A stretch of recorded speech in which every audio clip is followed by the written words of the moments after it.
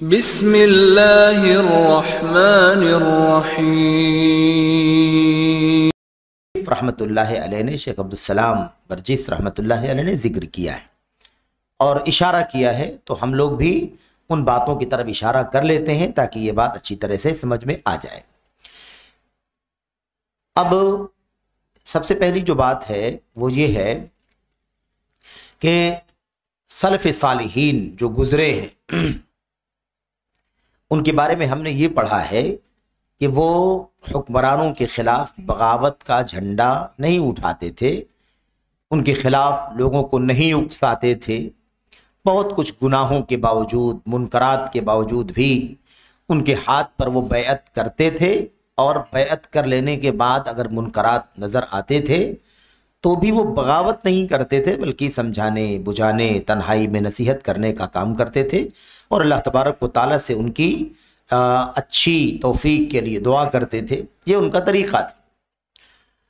تو اس سلسلے میں عملی طور پر ہمیں یہ دیکھنا ہے کہ کیا واقعات پیش آئے ہیں اس سلسلے کے، جس میں بہت سارے حکمران ایسے دنیا میں آئے، اور یہ خلافت بنو عباس، بلکہ یوں سمجھیں کہ خلافت راشدہ کے بعد، اور ایسے ہی حضرت عمر بن عبدالعزیز رحمۃ اللہ علیہ کی خلافت کے بعد سے عام طور پر حالات کچھ امت کے ایسے رہے کہ کچھ نہ کچھ ہے نا کمیاں، خامیاں، خلل، اور کچھ حکومتیں اس طرح کی آئیں کہ اس میں بہت ساری کمیاں رہیں، بہت سارا اضطراب رہا، اور پورے طور پر اسٹیبل نہیں ہو سکی، بہت ساری حکومتیں بغاوتیں ہو گئیں، کوئی دوسرا قابض ہو گیا اپنی طاقت کی بنیاد پر، بہت سارے حاکم ایسے آئے جنہوں نے ظلم ستم ڈھائے، بہت کچھ اپنے ماتحتوں کے ساتھ ناروا سلوک کیا،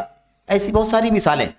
تو ان تمام حالات میں عملی طور پر ہمارے اسلاف نے کیا رویہ اختیار کیا؟ کیا اگر کوئی جبرن زبردستی اگر کوئی قابض ہو گیا، کوئی حاکم بن گیا، تو کیا ہمارے اسلاف نے ان کے خلاف بغاوت کا جھنڈا اٹھا دیا، یا پھر کیا کیا انہوں نے؟ اس کی عملی مثالیں، پریکٹیکل مثالیں جو سیرت کی اور تاریخی کتابوں کے اندر موجود ہیں، ہم وہاں سے براہ راست بھی پڑھ سکتے ہیں۔ شیخ نے یہاں پر اشارہ کیا ہے تو انہی اشاروں پر ہم بھی اکتفا کرتے ہیں۔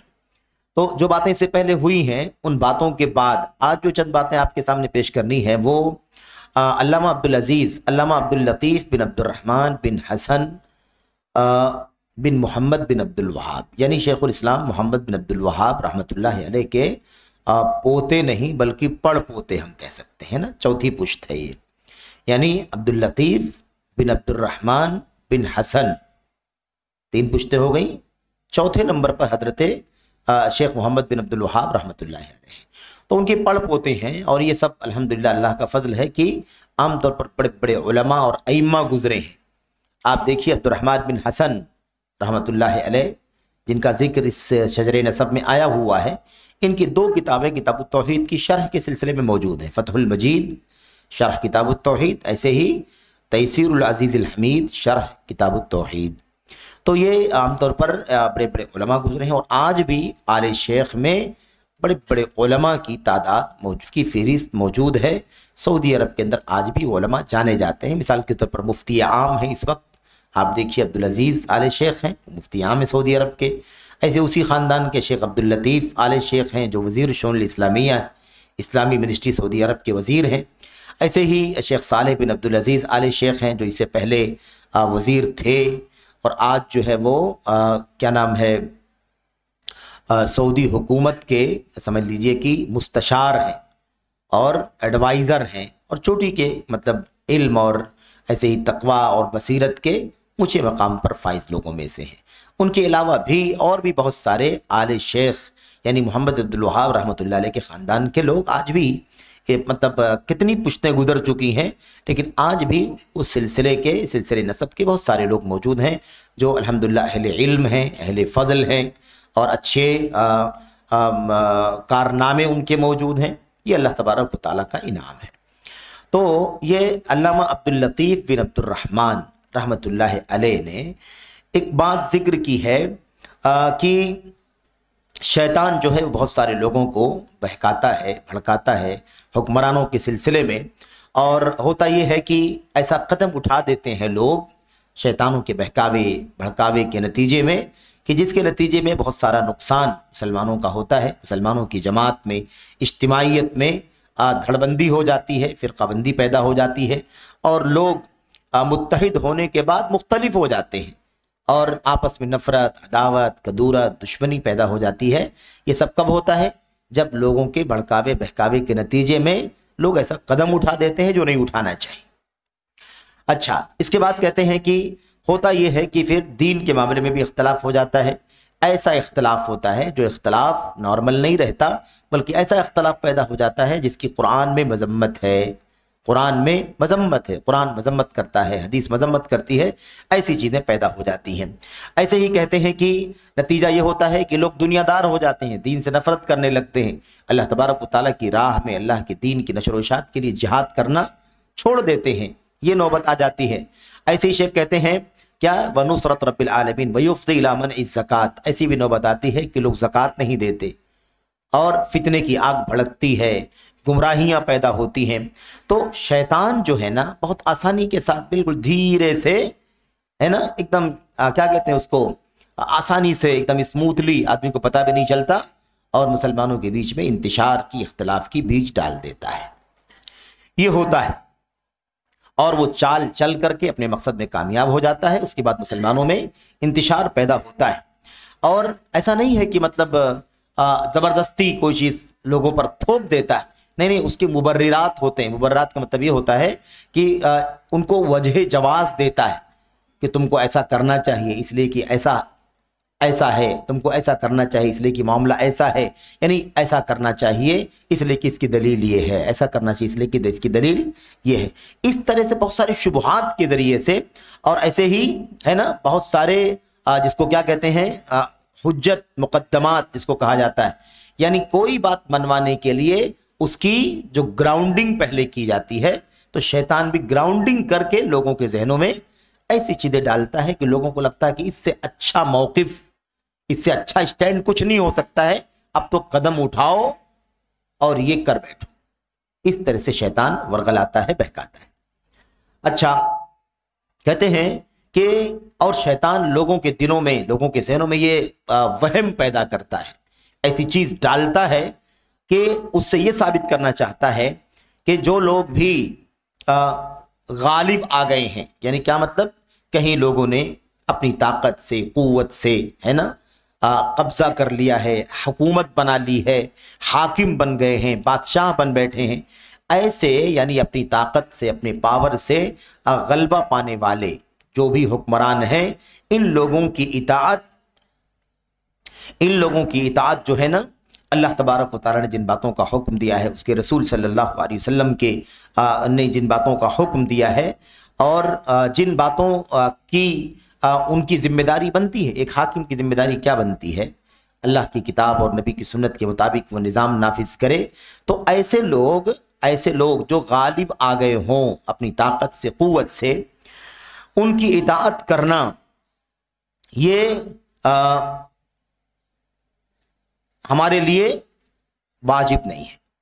اور یہ ایک بات بہت اچھی طرح سمجھ لیں، ہم لوگوں نے جدید مناہج میں پڑھا ہے کہ حکومت کیسے کیسے بنتی ہے، خلیفہ کیسے کیسے نامزد ہوتا ہے، یعنی شرعی طریقہ، شرعاً مقبول طریقے، حکومت قائم ہونے کے، خلافت قائم ہونے کے جو طریقے ہیں وہ کون کون سے ہیں۔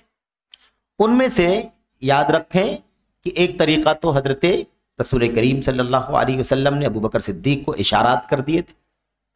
اللہ کے نبی کی وفات کے بعد سب کے مشورے سے ابو بکر صدیق رضی اللہ تعالیٰ عنہ سلیکٹ ہو گئے۔ ایک طریقہ تو یہ تھا باہمی شورا، دوسرا طریقہ یہ تھا کہ خلیفہ وقت جو ہے وہ کسی کو نامزد کر کے چلا جائے، خلیفہ وقت کیا کرے، کسی کو نامزد کر کے چلا جائے، جیسے ابو بکر صدیق رضی اللہ تعالیٰ عنہ نے عمر بن خطاب رضی اللہ تعالیٰ عنہ کو نامزد کر دیا، ٹھیک ہے۔ تیسرا طریقہ یہ کہ عمر بن خطاب رضی اللہ تعالیٰ عنہ نے جو طریقہ اختیار کیا تھا کہ آپ نے کسی ایک آدمی کو نامزد نہیں کیا تھا، ایک شورا بنا دی تھی، 6 لوگوں کی ایک کمیٹی، کہ ان 6 لوگوں میں سے کسی کو باہمی رائے سے، مشورے سے منتخب کر لینا، ایک طریقہ یہ ہے۔ اس کے بعد ایک طریقہ تھا حضرت حضرت عثمان غنی رضی اللہ تعالیٰ عنہ نے کوئی فیصلہ نہیں کیا. حضرت علی بن ابی طالب کے بارے میں جو کچھ مسائل پیش آئے وہ ہم سب جانتے ہیں. اس کے بعد آگے چل کر کے ایک طریقہ حضرت معاویہ رضی اللہ تعالیٰ عنہ کا ہے کہ انہوں نے اپنے بیٹے کو ولی عہد بنا دیا تھا. یہ سارے طریقے. اس کے بعد اللہ کے نبی علیہ السلام کی وہ حدیث ہیں جس میں آپ نے فرمایا ہے کہ جب کوئی ایک شخص حاکم ہو جائے تو اب اس کے خلاف دوسرے کو کھڑا ہونا جائز نہیں ہے. ایک شخص حاکم بن گیا، لوگوں کے مشورے سے نہیں آیا، لوگوں کی رائے سے نہیں آیا، لوگوں کے سپورٹ سے نہیں آیا. لوگ بلکہ ایسا بھی ہو سکتا ہے کہ لوگ اس کو نہ چاہتے رہے ہوں، لیکن اس کی اپنی طاقت ہے، لوگوں کو لوگوں پر اس کا اختیار ہے نا، اور غلبہ ہے. اس کے سامنے کوئی کھڑا نہیں ہو سکتا، اس کے سامنے کوئی مخالفت نہیں کر سکتا. وہ اپنی طاقت اور قوت سے غلبے سے حاکم بن بیٹھا، ایک بن گیا، تو اب اس کے اگینسٹ دوسرے کو کھڑا ہونا جائز نہیں ہے. ٹھیک ہے، زبردستی بنا ہے، لیکن اب وہ بن گیا ہے اور لوگ اس کے ہاتھ پر بیعت کر چکے ہیں، تو دوسرے کو کھڑا ہونا جائز نہیں ہے. تو اب ایک آدمی زبردستی بنا ہے زبردستی تغلب، لیکن سوال یہ پیدا ہوتا ہے کہ زبردستی بنا ہے تو زبردستی بننے کے بعد اس کا اعتبار ہے یا نہیں ہے؟ مسلمان کیا کریں؟ اس پر بیعت کر لیں یا بیعت نہ کریں، دوسرے کو کھڑا کریں، پھر آپس میں انتشار ہو، مار پیٹ ہو. جب اس کے پاس طاقت ہے، وہ کھڑا ہو گیا ہے، اب اس کے مقابلے میں جو آ رہا ہے وہ اگر کمزور ہوگا تو مارا جائے گا، اور طاقتور ہوگا تو پہلے والا مارا جائے گا. انتشار پیدا ہوگا. پوری مملکت یا پوری حکومت یا پورا ملک اور وطن جو ہے وہ ایک انتشار کی آگ میں جھلسنا شروع کر دے گا. انتشار کی آگ بھڑک جائے گی اور امن سکون غارت ہو جائے گا. اور ایسے حالات میں فرائض بھی پامال کیے جاتے ہیں. نہ وقت پر نماز ہو رہی ہے، نہ اذان ہو رہی ہے، نہ مسجدیں قائم ہیں، نہ ادارے قائم ہیں، نہ دین کی دعوت کا نظام چل رہا ہے. دشمن کو موقع مل رہا ہے، حملہ کرے گا، مسلمانوں کو نقصان پہنچائے گا، اس کے سامنے کھڑا ہونا ہے جہاد کے لیے. اس کا ماحول نہیں بن رہا، اندر ہی اختلاف ہو رہا ہے، تو جہاد کون کرے گا؟ کس کے جھنڈے تلے؟ اس پہلے والے کے جھنڈے لے کر کے نیچے جہاد کریں یا دوسرے والے کے جھنڈے کے نیچے جہاد کریں؟ کیا کریں؟ آپس میں خود ہی اختلاف. تو بہرحال عام طور پر لوگ یہ سمجھتے ہیں کہ زبردستی اگر کوئی حاکم غالب ہو کر کے بن جائے تو اس کے ہاتھ پر بیعت نہیں کرنی چاہیے، ہے نا، بلکہ اس کے خلاف بغاوت کا جھنڈا اٹھانا چاہیے. ہم ان کو چاہتے ہیں تو ان کو ہم لائیں گے. اس بارے میں بہت زیادہ بے اعتدالی پائی جاتی ہے. اصل یہ ہے کہ جو شخص قابض ہو کر حاکم ہو گیا، چاہے غلبے کے ساتھ ہی جبرن، جس کو ہم کہتے ہیں جبرن حاکم ہو گیا، تو اب اصل یہ ہے کہ وہ جبرن حاکم ہونے والے کے ہاتھ پر بیعت کر لی جائے اور اس کو اپنا امام تسلیم کر لیا جائے. اس کے مقابلے میں کسی کو لانے کی کوشش نہ کی جائے، کیونکہ پھر اس سے کیا ہوگا؟ انتشار پیدا ہوگا. تو یہ سب سے بنیادی نقطہ ہے. اس بات کو شیخ سمجھا رہے ہیں کہ کچھ لوگوں کے ذہنوں میں شیطان یہ وہم ڈالتا ہے، یہ شبہ ڈالتا ہے کہ جو شخص زبردستی حاکم بن جائے اس کی اطاعت کرنا واجب نہیں ہے. یہ غلط ہے. یہ کیا ہے؟ یہ غلط ہے. کیوں غلط ہے؟ یہ کوئی ایموشنل مسئلہ نہیں ہے، یا کوئی ایسا مسئلہ نہیں ہے جو آج کوئی بولنا شروع کر رہا ہے. نہیں، اس کی بہت سارے شواہد ہیں، اس کی بہت ساری مثالیں ہیں. اسی کا ذکر آگے شیخ صاحب کر رہے ہیں کہ فلاں کو دیکھو، فلاں کو دیکھو، اتنے بڑے بڑے صحابہ موجود تھے، کوئی بات نہیں کی. دوسرے کو دیکھو، بہت بڑے بڑے ائمہ موجود تھے، کسی نے اس کے خلاف بغاوت کا جھنڈا نہیں اٹھایا، سب لوگوں نے اتباع کر لی، اطاعت کر لی. یہ باتیں آگے آ رہی ہیں. تو بہرحال یہ کہنا کہ اس کی اطاعت واجب نہیں ہے اور اس کے ہاتھ پر بیعت کرنا واجب نہیں ہے، مشروع نہیں ہے، یہ شیطان وہم ڈالتا ہے، شبہ میں ڈالتا ہے، لوگوں کے دماغوں میں وسوسے ڈالتا ہے، اور اس کے نتیجے میں پھر بغاوت، انتشار، خروج، مار دھاڑ، قتل و غارت گری، بدامنی پیدا ہوتی ہے. یہ شیخ عبداللطیف بن عبد الرحمن جو آل شیخ ہیں، یہ اس مسئلے کو سمجھا رہے ہیں. اچھا، اس کے بعد پورے طور پر کہتے ہیں پوری بات کا خلاصہ یہ ہے، شیطانی مکر و فریب کا خلاصہ کیا ہے؟ وہ یہ ہے ان طاعت بعض المتغلبین لا تجب والحالت هذه ای حالت الفتن ولا تشرع. یعنی شیطان کی طرف سے جو چال مسلمانوں کے اندر ڈالی جاتی ہے وہ یہ ڈالی جاتی ہے کہ بعض لوگ جو زبردستی حاکم بن بیٹھتے ہیں، ایسے حاکم کے ہاتھ پر بیعت نہیں کرنا ہے، اس کی اطاعت واجب نہیں ہے اور مشروع نہیں۔ یہ پورا خلاصہ ہے جو شیطان وسوسہ ڈالتا ہے۔ کہتے ہیں اس کے بعد اس شبہے کی، اس چال، اس شیطانی چال کی تردید کے لیے شیخ آگے فرماتے ہیں کہ ایسی سوچ رکھنے والے جو شیطان کے وسوسے میں، بہکاوے میں آ کر فتنے میں مبتلا ہو گئے ہیں اور کہتے ہیں کہ ایسے حاکم کی اطاعت واجب نہیں ہے، ایسے حاکم کی اطاعت مشروع نہیں ہے، ان لوگوں کا جواب کیا ہے؟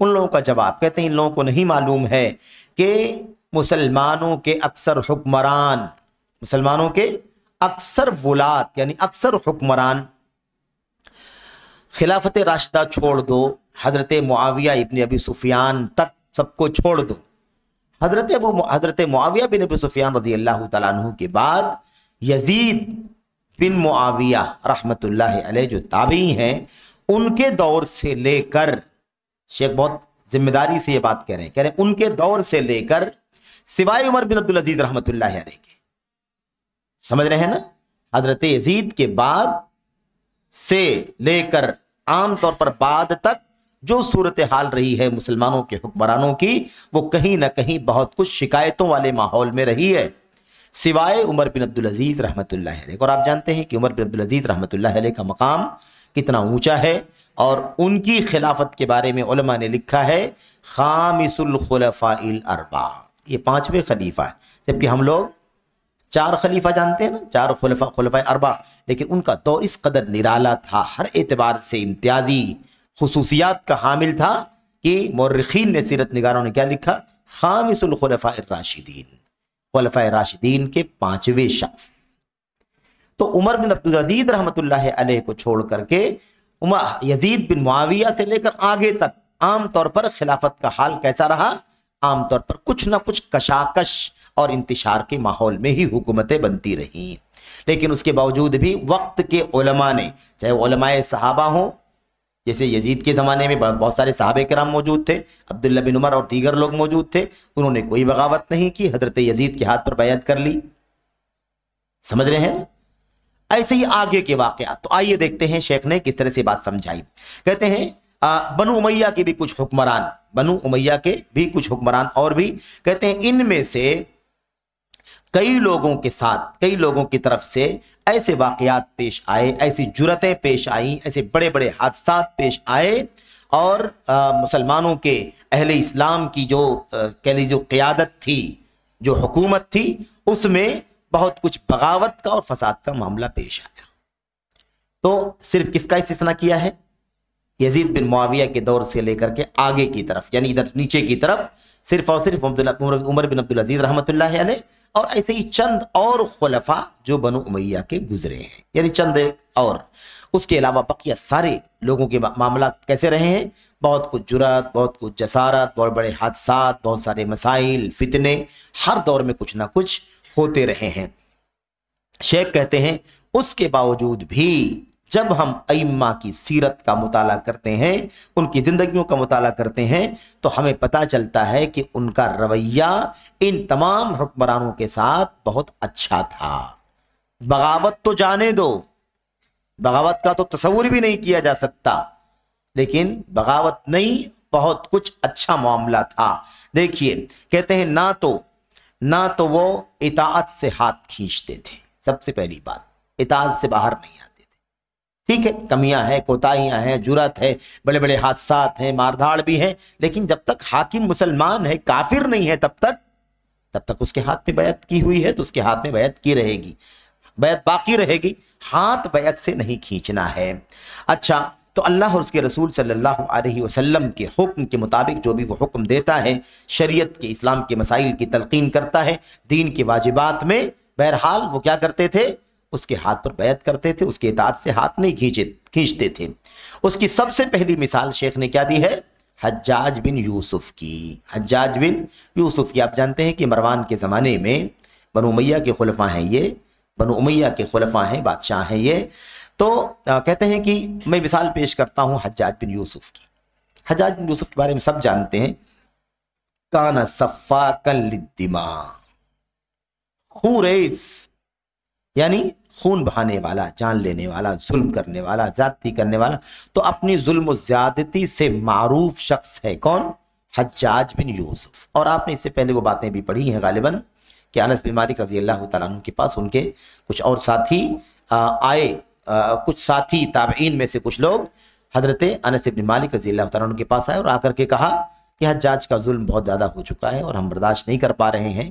تو انہوں نے تسلی دی تھی، اسبرو اسبرو، صبر سے کام لو، فَإِنَّهُ لَا يَأْتِيكُمْ يَوْمٌ إِلَّا وَالَّذِي بَعْدَهُ شَرٌّ مِّنْهُ سَمِعْتُهُ مِن نَبِيِّكُمْ صلی اللہ علیہ وسلم۔ کوئی دن ایسا نہیں ہے نا، کوئی دن ایسا نہیں ہے مگر یہ کہ اس کے بعد آنے والا دن اس سے برا ہوگا۔ ہر آنے والا دن پہلے والے سے برا ہوگا، اس لیے صبر سے کام لو، میں نے یہ بات تمہارے نبی محمد صلی اللہ علیہ وسلم سے سنی ہے۔ تسلی دی۔ یہ حجاج ہی کے بارے میں آئے تھے شکایت کرنے کے لیے۔ اچھا، تو حجاج کے بارے میں آپ اگر پڑھیں تو آپ کو یہی ملے گا سیرت نگاروں کے یہاں، حافظ ذہبی رحمۃ اللہ علیہ اور دیگر لوگ، کہ ان کے یہاں ظلم زیادتی بہت تھی، لیکن بالجملہ جس کو ہم کہتے ہیں مجموعی طور پر ظاہر ہے کہ مسلمانوں کے بادشاہوں میں سے ایک بادشاہ تھے، یعنی حکمران تھے، اور بالجملہ مسلمان تھے، دائرہ اسلام سے کافر نہیں ہوئے تھے، خارج نہیں ہوئے تھے۔ اور بغاوت کا راستہ کب ہے؟ جب دائرہ اسلام سے باہر نکل گیا ہو آدمی، کھلا کفر کرنے لگا ہو اور اس کے کفر میں کوئی شک نہ ہو، کفرن بواحن، کھلا کفر، جس کے کفر ہونے میں تمہارے پاس کتاب و سنت کی واضح دلیل موجود ہو، سلطان واضح دلیل اور بینہ موجود ہو، تو ہی بغاوت کی جا سکتی ہے۔ اچھا، تو حجاج بن یوسف کے بارے میں آ کر کی شکایت کی، حجاج بن یوسف ثقفی، جن کو مبیر کہا گیا، ہلاک کرنے والا، تباہی مچانے والا، ٹھیک ہے۔ اچھا، کہتے ہیں کہ اس آدمی کا معاملہ امت کے اندر ظلم سے، زیادتی سے، خون بہانے سے، اللہ تبارک و تعالیٰ کی محرمات کو پامال کرنے سے مشہور ہے اس آدمی کا معاملہ، یعنی سب لوگ جانتے ہیں۔ کہتے ہیں کہ اس شخص نے اس حد تک ظلم و زیادتی کی کہ اللہ کے نبی کے صحابہ پر بھی ہتھیار تلوار کا استعمال کرنے سے گریز نہیں کیا، حتیٰ کہ عبداللہ بن زبیر رضی اللہ تعالیٰ عنہ کی بھی جان لے لی، قتل کر دیا۔ جبکہ عبداللہ بن زبیر رضی اللہ تعالیٰ عنہ نے کہاں پناہ لی تھی؟ خانہ کعبہ میں پناہ لینے کے باوجود بھی اس نے قتل کر دیا اور محاصرہ کیا خانہ کعبہ کا، منجنیق سے حملہ کیا وغیرہ۔ ایسے ہی حضرت ایک تو عبداللہ بن زبیر ہیں اور ایک ہے سعید بن جبیر تابعی، سعید بن جبیر تابعی ہیں، عبداللہ بن زبیر صحابی ہیں اور اللہ کے نبی علیہ الصلوۃ والسلام کے رشتے میں آپ جانتے ہیں۔ تو کیا ہوا کہ ان دونوں پر بھی اس شخص نے ہتھیار چلایا اور دونوں کو قتل کر دیا، خون بہایا۔ اس شخص نے اس حد تک زیادتی کی میرے بھائیوں، جبکہ عبداللہ بن زبیر رضی اللہ تعالیٰ عنہ نے اس شخص کی اطاعت بھی کی تھی اور بیعت بھی کی تھی، اور عام طور پر اللہ تبارک و تعالیٰ نے یہ فضل، اللہ تعالیٰ کا یہ فضل ہے، یہ کرم ہے۔ کہتے ہیں کہ عبداللہ بن زبیر رضی اللہ تعالیٰ عنہ کے ہاتھ پر مکے کے اکثر لوگ، مدینے کے اکثر لوگ، ایسے ہی یمن کے اکثر لوگ اور ایسے ہی عراق کے لوگ، یہ سب کے سب اس کے ہاتھ پر بیعت کر چکے تھے۔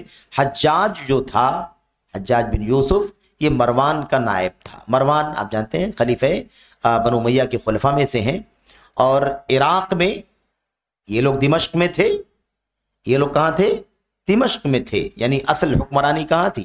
دمشق میں تھی، کیونکہ خلافت مدینہ سے منتقل ہو گئی، دمشق چلی گئی بعد میں، اور یہ عراق کے گورنر کے طور پر حجاج بن یوسف کو مقرر کیا گیا تھا۔ اور حجاج بن یوسف جو ہے وہ مروان کے زمانے میں بھی عراق کا گورنر رہا، اور ان کی وفات کے بعد عبد الملک بن مروان جو ان کے بیٹے ہیں، ان کے زمانے میں بھی عراق کا گورنر رہا یہ شخص۔ اور بہرحال اس شخص نے ظلم اور زیادتی کی کوئی چیز باقی نہ چھوڑی، جو وہ کر سکتا تھا اس نے سب کیا۔ بہرحال اس میں خاص بات کیا ہے؟ اس میں خاص بات یہ ہے کہ اتنی ظلم و زیادتی کے باوجود بھی اہل علم میں سے کوئی ایسا نہیں ہے جس نے اس کی اطاعت کرنے میں توقف کیا ہو۔ سب نے اطاعت کی، سب لوگ کیا کرتے رہے؟ اس کی اطاعت کرتے رہے، اس کی تابعداری کرتے رہے۔ اللہ تبارک و تعالیٰ کے دین کی جو بنیادی چیزیں ہیں، اللہ تعالیٰ کے دین کے ارکان ہیں، واجبات ہیں، ان تمام چیزوں میں جس میں اطاعت کرنی ضروری ہے، ان تمام چیزوں میں اطاعت کرتے رہے، حتیٰ کہ عام لوگ نہیں، صرف تابعین نہیں، بلکہ صحابہ کرام میں سے عبداللہ بن عمر رضی اللہ تعالیٰ عنہ بھی تھے. انہوں نے بھی حجاج کا دور پایا. نبی کریم صلی اللہ علیہ وسلم کے صحابی ہیں، مشہور صحابی، سب جانتے ہیں. لیکن اس کے باوجود بھی انہوں نے بغاوت کا جھنڈا نہیں اٹھایا، انہوں نے بھی بیعت کی. تو ہمارے اسلاف کی یہ سیرت کیا بتلاتی ہے ہمیں کہ اگر کوئی ظلم بھی کر رہا ہو، زیادتی بھی کر رہا ہو، زبردستی حاکم اور قابض ہو گیا ہو، یعنی زبردستی جبرن بھی حاکم بن بیٹھا ہو، تب بھی اس کے خلاف بغاوت کا جھنڈا نہیں اٹھانا چاہیے. جیسا کہ عبداللہ بن عمر کی سیرت ہمارے سامنے ہے، دیگر لوگوں کی سیرت ہمارے سامنے ہے، تابعین کا مسئلہ. حتیٰ کہ آپ دیکھیے اب یہ کیا ہے، قتل کرنا کیا ہے، گناہ کبیرہ ہے کہ نہیں گناہ کبیرہ ہے؟ قتل کرنا گناہ کبیرہ ہے. وہ بھی حضرت سعید بن جبیر جیسے امام کو، تابعی امام ہے، عبداللہ بن زبیر رضی اللہ تعالیٰ عنہ جیسے بلند پایا صحابی. ٹھیک ہے، تو اصل یہ ہے کہ بہرحال اس کے باوجود بھی ہمارا ضابطہ یہ ہے اہل سنت والجماعت کا کہ بغاوت کا جھنڈا نہیں اٹھانا چاہیے. یہ تو ہو گئی بات حضرت عبداللہ بن عمر رضی اللہ تعالیٰ عنہ کے سلسلے میں جو صحابی رسول ہیں. ان کے بعد تابعین کا مسئلہ بھی آپ دیکھیں، تابعین کا مسئلہ بھی دیکھیے. جو ان کے زمانے میں تابعین تھے، تابعین میں بھی چوٹی کے لوگ تھے. عبداللہ بن سعید بن مسیب رحمۃ اللہ علیہ، سعید بن مسیب جن کو سید التابعین کہا جاتا ہے، سارے تابعین کے سردار ہیں اور چوٹی کے امام اور عالم بھی گزرے ہیں. تو سعید بن المسیب تھے، حسن بصری تھے، اور محمد بن سیرین تھے، ابراہیم تیمی تھے، اور ان جیسے دیگر امت کے بڑے بڑے ائمہ اور علماء تھے. یہ سب کے سب موجود تھے، لیکن کسی نے بھی بغاوت کا جھنڈا نہیں اٹھایا، بلکہ حجاج کے اس ظلم کے باوجود بھی، زیادتی کے باوجود بھی، قتل اور خوریزی کرنے کے باوجود بھی اس کی اطاعت سے ہاتھ نہیں کھینچا، بلکہ اس کی اطاعت کو واجب سمجھا. اس لیے کہ وہ علم والے تھے اور وہ سمجھتے تھے کہ بغاوت کرنے کا یہ وقت نہیں ہے. بغاوت کرنے کا وقت کب آتا ہے؟ جب کھلم کھلا کفر کا معاملہ پیش آ جائے. ورنہ صغیرہ گناہ کیا ہے، کبیرہ گناہ کیا ہے، ظلم کیا ہے، زیادتی کیا ہے، قتل کیا ہے، خوریزی کیا ہے، اس سے آدمی کافر نہیں ہو جاتا ہے، بلکہ صرف اور صرف فاسق ہوتا ہے، جیسا کہ اہل سنت والجماعت کا عقیدہ ہے. تو حکمرانوں کی اطاعت کے سلسلے میں یہ ضابطہ ہمیں ہمیشہ یاد رکھنا چاہیے. معاملہ کیا ہے؟ معاملہ جذباتیت کا ہے، ایموشن کا، کچھ داخلی خارجی سازشوں کا ہے جو امت کے عوام کو، کچھ خواص کو بھڑکاتے ہیں، ورغلاتے ہیں، دھوکہ دیتے ہیں، اور ایک چھوٹی چیز کو بڑی بنا کر کے پیش کرتے ہیں اور ایسا ثابت کرتے ہیں کہ اب اس شخص کے ہاتھ پر بیعت کرنا ہمارے لیے جائز نہیں ہے، ہمیں اس کی اطاعت سے ہاتھ کھینچ لینا ہے، اب جو بھی ہو انجام دیکھا جائے گا. اس طرح کی بات کرنے والے یہ کون لوگ ہیں؟ یہ سب خارجی فکر کے لوگ ہیں، خارجی ذہنیت کے لوگ ہیں. آپ سوچئے کہ اگر ایسے ہی مسئلہ تھا تو عبداللہ بن عمر جیسی شخصیت تھی، کیوں ہاتھ نہیں کھینچا اطاعت سے؟ سعید بن مسیب ہیں، محمد بن سیرین ہیں، اور حسن البصری ہیں، محمد بن ابراہیم تیمی ہیں. آخر کیوں ان لوگوں نے بغاوت کا جھنڈا نہیں اٹھایا بھائی؟ اس کا مطلب یہ ہے، کہ جب انہوں نے نہیں اٹھایا بغاوت کا جھنڈا تو ہمیں بھی یہی سمجھنا ہے کہ ہمیں بھی بغاوت کا جھنڈا نہیں اٹھانا ہے، اور ہمیں بھی اطاعت سے کام لینا ہے، تنہائی میں سمجھانا ہے، نصیحت کرنی ہے، پیار سے، محبت سے، شفقت سے، کہ عام مسلمانوں کی پوری رعایا کی مصلحت یہ مقدم ہے. اگر کوئی چھوٹا فائدہ بھی حاصل ہو جائے لیکن امت کی جانیں چلی جائیں، امت کی آبرو ضائع ہو جائے، ان کا مال اکارت ہو جائے، تو کون سی شریعت ہے اور کون سی عقل ہے جو اس بات کی اجازت دیتی ہو؟ اس لیے یہ درست نہیں ہے. اچھا، وَإِن تَأَمَّرَ عَلَيْكُمْ عَبْدٌ حَبْشِي، اگرچہ تمہارے اوپر کوئی حبشی کالا کلوٹا غلام ہی تمہارا امیر بن جائے. بعض روایتوں میں ہے کَأَنَّ رَأْسَهُ زَبِيبَةٌ، بالکل چھوٹے سر والا، اتنا چھوٹے سر والا، مثال میں چھوٹا سر مطلب سمجھانے کے لیے ایسے سکڑا ہوا سر جیسے اس کا سر کشمش ہو. یعنی آپ سوچئے کہ اللہ کے نبی کی حدیثیں کتنی جامع، یعنی آپ کے سامنے بظاہر وہ کتنا بھی حقیر کیوں نہ آپ کو لگتا ہو سماجی اسٹیٹس کے اعتبار سے، لیکن چونکہ آپ کا امیر بن چکا ہے تو آپ کو اس کی اطاعت کرنا ضروری ہے. آپ بغاوت نہیں کریں گے، ہے کہ نہیں؟ طالوت جالوت کے واقعے میں کیا کہا تھا؟ اَنَّا يَكُونُ لَهُ الْمُلْكُ، اس کی بادشاہت کیسے ہو سکتی ہے؟ وَنَحْنُ أَحَقُّ بِالْمُلْكِ مِنْ، ہم اس سے زیادہ بادشاہ بننے کے حقدار ہیں. سمجھ رہے ہیں نا؟ تو یہ بات نہیں ہونی چاہیے. بات کیا ہونی چاہیے؟ جو حاکم بن گیا، چاہے وہ مشورے سے آیا ہو، رائے سے آیا ہو، اکثریت سے آیا ہو، یا پھر جبرن ظلمن مار پیٹ کر کے خوریزی کر کے آیا ہو۔ اب جو خوریزی کر چکا ہے، آگے اگر اطاعت نہیں کی جائے گی تو اس سے زیادہ خوریزی پیدا ہوگی۔ شریعت اسلامیہ مصلحتوں کو لانے کے لیے، نقصانات کو ختم کرنے کے لیے آئی ہے، تو اگر پوری مصلحت آ جائے، پورا نقصان ختم ہو جائے الحمدللہ، لیکن اگر پوری بھلائی نہ ملے، ہے نا، پوری برائی ختم نہ ہو، تو زیادہ سے زیادہ بھلائی کھینچنا اور زیادہ سے زیادہ برائی سے بچنے کی کوشش کرنا، یہ ہماری ذمہ داری ہے۔ یہ ہے تو جلب المصالح اور دفع المضار شریعت کے اصولوں میں سے ہے۔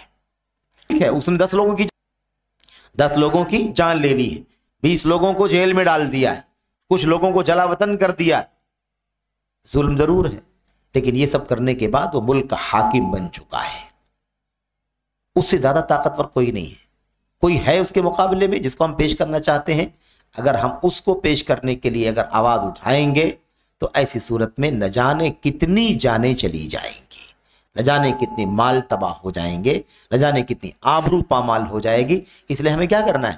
ہمیں دیکھنا ہے کہ بڑی مصلحت کس میں ہے، یہ شریعت ہم سے چاہتی ہے۔ اچھا، اس کے بعد یہ ہو گئی بات، کہتے ہیں کہ یہی سلسلہ چلتا رہا، اسی پر عمل ہوتا رہا۔ میرے بھائیوں، تمام ائمہ علماء ہر دور کے اندر اسی پر طریقہ چلتا رہا۔ یہ سب کے سب اللہ کی اطاعت کا حکم دیتے رہے، اللہ کی راہ میں جہاد کا حکم دیتے رہے۔ ہر امام کے ساتھ، ہر حاکم کے ساتھ، ہر بادشاہ کے ساتھ، چاہے وہ بادشاہ نیک ہو یا بد ہو، مع کل بر و فاجر، ہر برے کے ساتھ، ہر نیک کے ساتھ۔ اب ہمارا حاکم ہے، وہ ہمارا بادشاہ ہے، چاہے وہ بر ہو چاہے فاجر ہو، نیک ہو چاہے بد ہو، ہم نے اس کے ہاتھ پر بیعت کی ہے، اس کی اطاعت سے ہم ہاتھ نہیں کھینچیں گے۔ جہاد کا جھنڈا اسی کا مانا جائے گا، اسی کے جھنڈے کے نیچے جہاد کریں گے، اس سے نہیں کریں گے، اس کی اطاعت کریں گے، اس کے جھنڈے تلے رہ کر دشمن سے جہاد کریں گے۔ یہ نہیں کہیں گے کہ ہم تم کو مانتے ہی نہیں ہیں، ہم تم کو مانتے ہی نہیں ہیں تو آپ کے جھنڈے تلے کیسے آئیں گے؟ آپ کہتے جہاد کے لیے نکلو، ہم آپ کو حاکم ہی نہیں مانتے، کس کے جھنڈے تلے کھڑے ہوں گے؟ ایسا نہیں کہنا ہے۔ ہمیں کیا کرنا ہے؟ ہمیں اس کے جھنڈے تلے دشمن سے جہاد کرنے کے لیے آمادہ ہونا ہے، تیار ہونا ہے۔ جب اس کی طرف سے اعلان ہو جائے، اگر نفیر خاص ہو تو خاص لوگ نکلیں، نفیر عام ہو تو عام لوگ، سب لوگ نکلیں، جیسا اس کا حکم ہو ویسا لوگ نکلیں میرے بھائیوں، لیکن اسی کے جھنڈے تلے کھڑے ہو کر کے جہاد کر، یہ طریقہ ہونا چاہیے۔ اب اس حوالے سے کچھ مثالیں آپ کے سامنے پیش کر رہے ہیں، کہہ رہے ہیں یہ تو ہو گئی بات، یہ ہو گئی بات، جیسا کہ قرآن کریم کی آیتوں حدیثوں کے بعد بہت ساری جو سلف امت کی کتابیں ہیں نا، دین، اصول دین کی کتابیں، عقیدے کی کتابیں، اسی لیے آپ دیکھیے عقیدے کی کوئی کتاب آپ کو نہیں ملے گی، ہے نا، جس کے اندر یعنی عقیدے توحید نہیں، عقیدے کی کوئی کتاب ایسی آپ کو نہیں ملے گی جس میں ولی امر کی اطاعت فرمانبرداری کا موضوع نہ ہو اور اس بارے میں دلائل کو اکٹھا نہ کیا گیا ہو۔ اس لیے کہ دین کو نافذ کرنے کے لیے، ہے نا، مطلب بہت بڑی مدد ہے، بہت بڑا سپورٹ ہے۔ جب ایک حاکم ہمارا موجود ہے تو ہمارے پاس طاقت ہے اور اس کے اختیارات ہیں، اس کا قانون ہے، اس کا ضابطہ ہے، اس کا جھنڈا ہے، اس کی سرپرستی ہے۔ ظاہر سی بات ہے کہ اگر ہم ایسے جنگل قانون بنا لیں گے تو نہ جانے جس کے جی میں جو آئے گا وہ کرے گا، اور پھر اس کے بعد دین کا تماشا بن جائے گا۔ یہ ہے مثال دے کے کہتے ہیں اب یہ تو بنو امیہ کی بات ہو گئی، بنو امیہ سے آگے بڑھو، بنو عباسیہ، خلافت بنو عباسیہ کی طرف چلو۔ کہتے ہیں دیکھ لو بنو عباس کے لوگ، خلافت بنو عباسیہ کے لوگ مسلمانوں کے ملکوں پر قابض ہو گئے، جبرن، زبردستی، اپنی طاقت کے بل پر، اپنی تلوار کے بل پر وہ کیا ہو گئے؟ قابض ہو گئے، حاکم بن گئے۔ ان کی مدد اہل علم اور اہل دین میں سے کسی نے نہیں کی، ان کی مدد نہیں کی۔ قتل خوریزی کرنے میں کسی عالم نے کسی دیندار نے ان کی مدد نہیں کی۔ کوئی عالم، کوئی دیندار قتل خوریزی میں کیسے مدد کر سکتا ہے؟ ٹھیک ہے، اس کے بعد دیکھیے، لیکن ان لوگوں نے کیا کیا؟ ان لوگوں نے اپنی طاقت کے بل بوتے نہ جانے کتنے لوگوں کو، نہ جانے کتنے زیادہ لوگوں کو قتل کر ڈالا۔ بنو امیہ جو اس سے پہلے حاکم تھے، بنو عباسیہ سے پہلے کی جو حکمرانی تھی، ان حکمرانوں میں سے نہ جانے کتنوں کو ان لوگوں نے قتل کیا، بنو عباس کے لوگوں نے۔ ٹھیک ہے، ان کے उमरा को कत्ल किया, उनके हुक्मरानों को कत्ल किया, है ना। ऐसे ही आप देखिए मिसाल के तौर पर इराक का अमीर था इब्न हुबैरा, उसको कत्ल कर दिया था इन लोगों ने। ऐसे ही मरवान, खलीफा मरवान बिन हकम जो थे, खलीफा मरवान को भी कत्ल कर दिया कि बनु उमैया के हाकिम है ये। बनु अब्बासिया के जब लोग आए तो मरवान को भी कत्ल कर दिया मिसाल के तौर पर। यहाँ तक कि रिवायत शेख कहते हैं, यहाँ तक कि बाज़ किताबों में ये भी नकल किया गया है कि सफ़ाह जानते हैं ना, अबू जाफ़र सफ़ाह जो खिलाफत बनु अब्बासिया का एक फ़र्द है, उसने एक ही दिन में तकरीबन बनु उमैया के 80 लोगों का कत्ल किया। बाज़ तारीख़ी रिवायतों में उसकी कत्ल की जो तारीख़ लिखी हुई है उसमें भी लिखा हुआ है कि सफ़ाह ने एक ही दिन में बनु उमैया के 80 लोगों को कत्ल किया और उनकी लाशों पर दस्तरखान बिछाए गए और उसी पर बैठ करके उसने खाना तनावल किया। यानी ये साबित करने के लिए कि अब मेरे सामने कोई खड़ा ना हो, अपनी ताकत और अपने पावर का इजहार करने के लिए उसने काम किया। इतना सारा काम हुआ, लेकिन ऐसा करने वाले के खिलाफ बगावत हमारे असलाफ ने किया, ये असल समझने की बात है। ठीक है, उसने 80 लोगों को कत्ल किया, बहुत बड़ा जुर्म किया, उसकी सजा तो अल्लाह ताला के यहाँ हो पाएगा। लेकिन अगर हम बगावत का झंडा उठाएंगे तो 80 नहीं, 800 और 8000 या 80,000 लोग भी कत्ल किए जा सकते हैं। तो उस बड़ी मुसीबत से ये मुसीबत ठीक है कि नहीं ठीक है, किसको उसके हाथ पर बैत कर ली जाए, 80 ही का नुकसान बर्दाश्त कर लिया जाए, आगे इताअत कर ली जाए, समझाया बुझाया जाए, दुआएं की जाए, तन्हाई में नसीहत की जाए, इसमें खैर की उम्मीद है ना। तो शरीयत कभी भी बड़ी मसलहत को मुकद्दम करती है, छोटी मसलहत को उसके मुकाबले में नीचे रखती है। ऐसे ही बड़े फसाद से बचना पहले नंबर पर जरूरी है। छोटा फसाद बर्दाश्त कर लो, 80 का कत्ल बर्दाश्त कर लो भाई, 800-8,000 के कत्ल से तो कम से कम बच जाओ, ये शरीयत चाहती है। तो आप कहते हैं मिसाल के तौर पर समझा रहे हैं, कहते हैं कि उसके बावजूद भी हम जब अइम्मे किराम की सीरत का मुताला करते हैं, अइम्मा ये बात का तबका है ना, बनु अब्बासिया के दौर के लोग हैं, जिसमें मिसाल के तौर पर इमाम अबू अम्र औज़ाई रहमतुल्लाह अलैह हैं, इमाम मालिक रहमतुल्लाह अलैह, इमाम ज़ुहरी हैं, लैस बिन सअद फ़हमी हैं, ऐसे अता बिन अबी रिबाह हैं जो हज़रत है ना, क्या नाम है, मशहूर ताबई हैं अब्दुल्लाह बिन अब्बास रज़ी अल्लाह तआला अन्हु के बहुत मुलाजिम और ख़ास शागिर्दों में से। ठीक है, इन लोगों का रवैया हम इन बादशाहों के साथ देखते हैं तो क्या समझ में आता है, इताअत, फरमाबरदारी, हाथ में हाथ रख करके बैअत करना, इसके लिए तैयार। क्यों? इसलिए कि यही तरीका है, किताब व सुन्नत के दलाइल का खुलासा यही है कि हमें क्या करना है, हमें बड़े फसाद से बचने के लिए छोटे फसाद को बर्दाश्त कर लेना है। हमें जज्बात में आकर के, इमोशन में आकर के कोई ऐसा कदम नहीं उठाना है कि और ज्यादा नुकसान पहुंचाने का सबब बन जाए, ये चीज होनी चाहिए। अच्छा, तो बहरहाल जिन लोगों के पास इल्म है, जिन लोगों के पास आगाही है, आप समझ सकते हैं कि मेरे भाइयों, इन उलमा का, इन असलाफ के, अइम्मा का, छोटे लोग नहीं है। अबू अम्र औज़ाई यमन के चोटी के इमाम गुजरे हैं, इमाम मालिक आप जानते हैं मदीने के हैं, इमाम ज़ुहरी, लैस बिन सअद फ़हमी, ये सब लोग आप जानते हैं, कोई मिस्र का है, कोई फला जगह का, कोई फला जगह का है, कोई कूफा बसरा का। अल्लाह के नबी सल्लल्लाहु अलैहि वसल्लम की उसी सुन्नत पर चलते हुए अगर तुम्हारा हाकिम कोई गया गुजरा आदमी भी बन जाए तब भी तुम उसकी इताअत करो, उसके खिलाफ बगावत का झंडा न उठाओ, सबके सब उसी पर चलते रहे।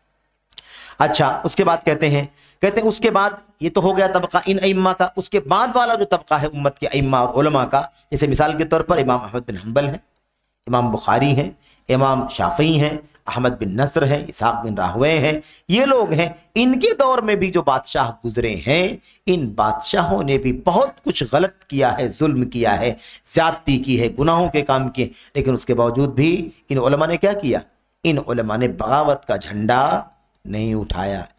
इमाम अहमद के बारे में सभी लोग जानते हैं, है कि नहीं, 3 बादशाहों ने जुल्म किया। फितने खल्क़े कुरान का फितना सभी लोग जानते हैं, खल्क़े कुरान वाला फितना। टिके रहे, डटे रहे, जुल्म बर्दाश्त करते रहे, लेकिन बगावत का झंडा नहीं उठाया।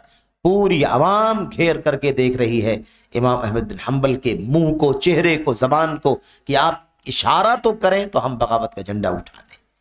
लेकिन इमाम अहमद बिन हम्बल इमाम चोटी है, उन्होंने कभी भी इसको रवा नहीं समझा, बल्कि उस जुल्म के बावजूद भी दुआ करते थे کہ اللہ ہمارے حاکم کا بھلا فرما، اس کو نیک توفیق دے، اس کو ہدایت دے، سمجھ رہے، دعائیں کرتے تھے، یہ ان کا طریقہ تھا۔ ایسے امام بخاری کے بارے میں آپ دیکھیے، وقت کا جو حاکم تھا، بخارا کا حاکم بخارا، اس نے کس قدر ظلم ڈھایا، آپ کو روپوش ہو جانا پڑا، اپنے گھر میں بند ہو گئے، ہے کہ نہیں؟ اور یہ ہوا، اور اس میں بہت سارے لوگوں کی سازشیں تھیں، شکایتیں تھیں بہت سارے لوگوں کی، ہے نا؟ ان شکایتوں کی بنیاد پر اور اصل مسئلہ وہی تھا، فتنہ خلق قرآن۔ اسی معاملے میں امام بخاری رحمۃ اللہ علیہ کو بھی بہت کچھ ظلم کی چکی میں پسنا پڑا، لیکن پھر بھی امام بخاری نے بغاوت کا کبھی بھی جھنڈا نہیں اٹھایا، کبھی کسی کو اشارہ نہیں کیا کہ بغاوت کر ڈالو کیونکہ بہت ظلم ہو رہا ہے، کیونکہ مسئلے کا حل نہیں ہے بلکہ مسئلے کو اور زیادہ کشیدہ بنانا ہے۔ یہ چند مثالیں ہیں، مثال پیش کر رہے ہیں کون کون سی چیزیں آ گئی تھیں، کہتے ہیں البدع العظام، بہت بڑی بڑی بدعتیں آ گئی تھی، قرآن کریم کو مخلوق ماننے کی بدعت، معمولی بدعت ہے، عقیدے کی بدعت ہے نا، قرآن کریم اللہ کا کلام ہے، مخلوق نہیں ہے، اللہ کی صفت ہے اللہ کا کلام، تو بہرحال یہ بدعت آئی۔ ایسے آپ دیکھیں انکار صفات کے انکار کرنے کی بدعت آئی، اس کے باوجود بھی اور اس کے بعد بھی میرے بھائیوں ان لوگوں نے صبر سے کام لیا، بہت کچھ آزمائشوں کا، امتحانات کا، ابتلاعات کا، مصیبتوں کا سامنا کرنا پڑا، بہت سارے لوگوں کو قتل بھی کر دیا گیا، جیسے مثال کے طور پر امام احمد بن نصر رحمۃ اللہ علیہ کو شہید بھی کر دیا گیا، قتل بھی کر دیا گیا۔ اس کے باوجود بھی کہتے ہیں کوئی بھی ہمارے سامنے ایک مثال ایسی نہیں ہے جس سے پتہ چلتا ہو کہ کسی نے اطاعت سے ہاتھ کھینچ لیا ہو، کسی نے حاکم کی اطاعت سے ہاتھ نہیں کھینچا، نہ کسی نے ان کے خلاف بغاوت کرنے کو جائز سمجھا۔ یہ ہمارے اسلاف کی تاریخ ہے۔ تو اب یہ شیخ نے یہ جو آخری جو خلاصہ ہے یہ کیوں پیش کیا ہے؟ اس لیے پیش کیا ہے تاکہ ہمارے سامنے ہمارے اسلاف کی سیرت کے شواہد آ جائیں۔ کہاں سے شروع کیا؟ حضرت عبداللہ بن عمر رضی اللہ تعالیٰ عنہ سے، اور چلتے چلتے آپ دیکھیے کبار صحابہ، اس کے تابعین، اس کے بعد تبع تابعین، یہاں تک پہنچے جو ہے نا امام بخاری وغیرہ رحمۃ اللہ علیہ کا دور ہے، یہاں تک پہنچے اور بتایا کہ کسی بھی دور میں معاویہ بن ابی سفیان کے بعد، ہے نا، یعنی کہہ رہی یزید سے لے کر کے بعد کے دور میں کبھی بھی اطمینان کے ساتھ، آسانی کے ساتھ، بلا کسی تعارض کے، بلا کسی ٹکراؤ کے حکومت نہیں بنی سوائے عمر بن عبدالعزیز کے اور اکا دکا چند بنو امیہ کے حکمرانوں کے، ورنہ اتھل پتل کا نظام رہا، ظلم، زیادتی، انارکی، قتل سب چلتا رہا، زبردستی لوگ حاکم ہوئے، لیکن کسی بھی عالم نے، امام نے، محدث نے کبھی بھی بغاوت کا جھنڈا نہیں اٹھایا، ظلم برداشت کر لیا، اتنا ظلم برداشت کیا کہ قتل بھی کر دیے گئے، وہ بھی گوارا، لیکن بغاوت کا جھنڈا نہیں اٹھایا۔ اس لیے ہمیں معلوم پڑتا ہے کہ ہمیں کیا کرنا چاہیے۔ یہ سب سمجھانے کے بعد جس شخص نے یہ سارے اعتراضات کیے تھے شیطان کے بہکاوے میں آ کر کے، ان کو نصیحت کرتے ہوئے عبداللطیف بن عبد الرحمن آل شیخ، جن کی باتیں چل رہی ہے، انہی کی باتیں چل رہی جو ہم نے شروع کیا تھا تھوڑی دیر پہلے، وہ یہاں تک اس آدمی کو مخاطب ہو کر کے کہہ رہے ہیں فَإِنْ حَاكَ فِي صَدْرِكَ شَيْءٌ۔ اب یہ ساری مثالیں جاننے کے بعد، یہ سارے حوالے پڑھ لینے کے بعد، صحابہ، تابعین، تبع تابعین، ائمہ، محدثین، کہ ان کا موقف ظالم حکمرانوں کے ساتھ کیا ہوتا تھا، زبردستی غالب ہو جانے والے حکمرانوں کے ساتھ کیا ہوتا تھا، گناہ، ظلم، زیادتی، بدعات، خرافات کرنے والے حاکموں کے ساتھ ان کا رویہ کیا ہوتا تھا، یہ سب پڑھ لینے کے بعد، جان لینے کے بعد کہتے ہیں اگر آپ کے دل میں، آپ کے سینے میں ابھی بھی کچھ کھٹک رہا ہو، یعنی ابھی اطمینان نہ ہوا ہو ابھی بھی، تو ایسی صورت میں فَأَكْثِرْ مِنَ التَّضَرُّعِ إِلَى اللَّهِ وَالتَّوَسُّلِ بِالْأَدْعِيَةِ الْمَأْثُورَةِ، تو اب تمہیں چاہیے کہ تم کثرت سے اللہ تبارک و تعالیٰ سے گریا کرو، یعنی اللہ سے گڑ گڑاؤ، اللہ سے گڑگڑا کے دعا کرو کہ اللہ تعالیٰ آپ کو نیک سمجھ عطا فرمائے، صحیح سمجھ عطا فرمائے، اور اللہ تبارک و تعالیٰ سے مانگنے کے لیے معصور دعاؤں کا وسیلہ قائم کرو۔ اہدنی لما اختلف فیہ من الحق باذنک انک تہدی من تشاء الی صراط مستقیم۔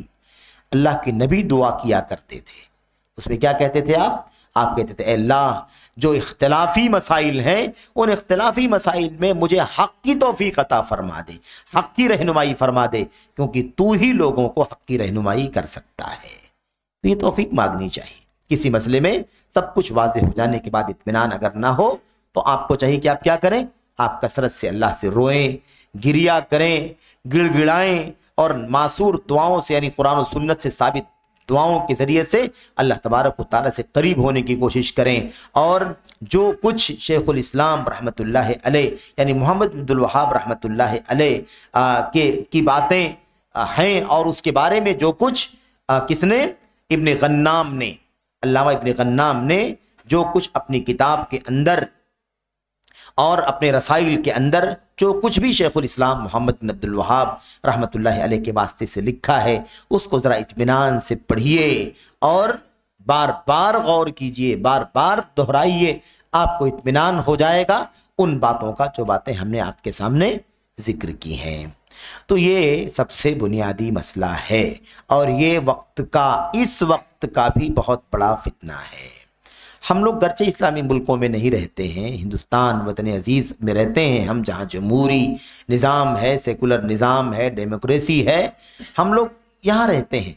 लेकिन इस्लामी ममालिक के अंदर जो बगावत का माहौल बन रहा है वो ऐसे ही लोगों की तरफ से बन रहा है जो इन तमाम उसूलों से और इन तमाम सीरत और तारीख़ के हवालों से, सहाबा ताबीन तबे ताबीन अइम्मे किराम के अमल से, उनके रवैये से, उनके एक्शन से पूरे तौर पर नाबलद हैं, यानी जाहिल हैं, नहीं जानते, या जानने के बावजूद इन सब को नज़रअंदाज करके अपनी अक्ल पर और अपनी मनमानी पर चलते हैं।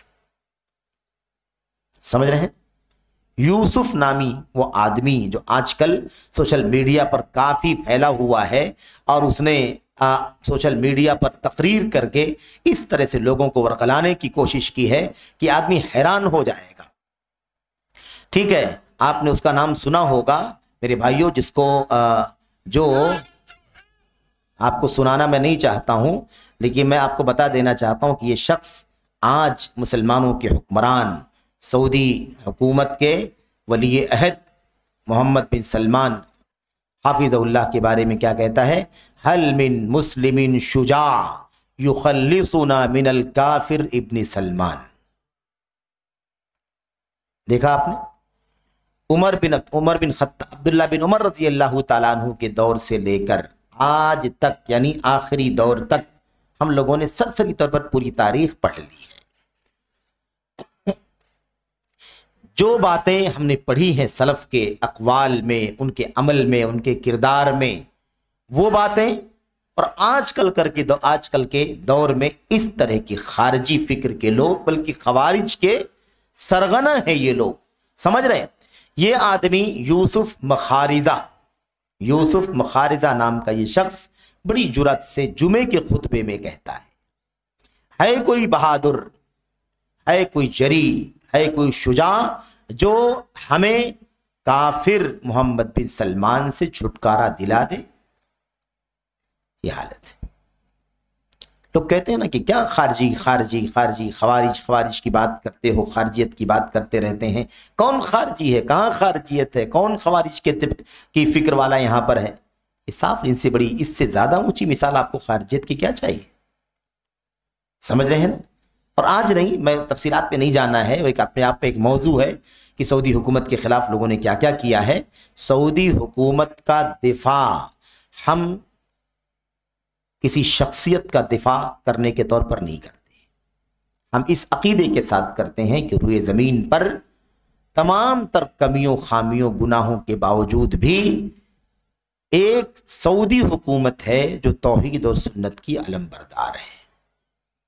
100 गलतियां हैं, 1000 गलतियां हैं, हजार जराइम हैं, सगीरा हैं, कबीरा हैं, बहुत कुछ कमियां खामियां हैं, उसके बावजूद भी वाहिद हुकूमत है रुए ज़मीन के ऊपर जो तौहीद और सुन्नत को अपना आइन और अपना कॉन्स्टिट्यूशन बनाए हुए है, सलफ़ उम्मत को अपना आइडियल और नमूना बनाए हुए है, सारी कमियों के बावजूद। इसलिए इसका दिफा हम दीन का दिफा समझते हैं।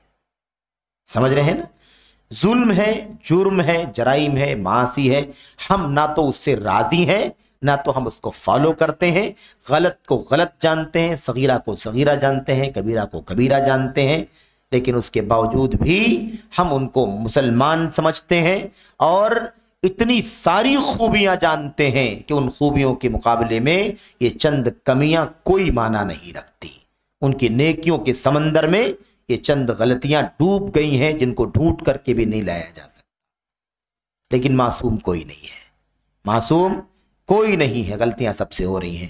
لیکن یہ کہنا کہ کافر محمد بن سلمان سے ہمیں کون نجات دے گا، یہ بالکل خروج کی، بغاوت کی آگ بھڑکانے کا کام ہے کہ نہیں ممبر سے. سمجھ رہے ہیں؟ تو ایسے لوگ آج بھی موجود ہیں، خوارج کا فتنہ آج بھی موجود ہے، اور تعجب کرنے کی کوئی بات ہی نہیں ہے نا. اللہ کے نبی علیہ السلام نے کیا فرمایا تھا؟ اللہ کے نبی علیہ السلام نے فرمایا تھا کلما طلع قرن، جب بھی کوئی سینگ نکلے گی، اوپر آئے گی، اسے کچل دیا جائے گا، پھر دوسری سینگ اوپر نکلے گی. یعنی خوارج کا فتنہ بند نہیں ہوگا، سلسلہ چلتا رہے گا، ایک کے بعد دوسرا، دوسرے کے بعد تیسرا. اور اللہ کے نبی نے اپنی حدیث کے اندر 10 مرتبہ گنایا تھا، جب بھی ایک سینگ اوپر اٹھے گی اسے دبایا جائے گا، دوسری نکلے گی اس کو دبایا جائے گا، تیسری نکلے گی. اس طرح سے آپ نے 10 گنوایا تھا تقریباً اس روایت کے اندر جو روایت ہمارے سامنے ہے. سمجھ رہے؟ اس لیے یہ معاملہ یہ پوری امت کے امن و امان کو غارت کر دینے کا کام ہے. تو یوسف مخارزہ کی یہ بات آپ یاد رکھیں. اس وقت اس طرح سے کھلی کھلی بغاوت کے الفاظ، هل من شجاع یخلصنا من الکافر ابن سلمان. محمد بن سلمان کافر ہے؟ دنیا نے ماتھے کی نگاہوں سے دیکھا ہے کہ نہیں دیکھا ہے؟ اپنی اس ملک وطن عزیز کی دھرتی پر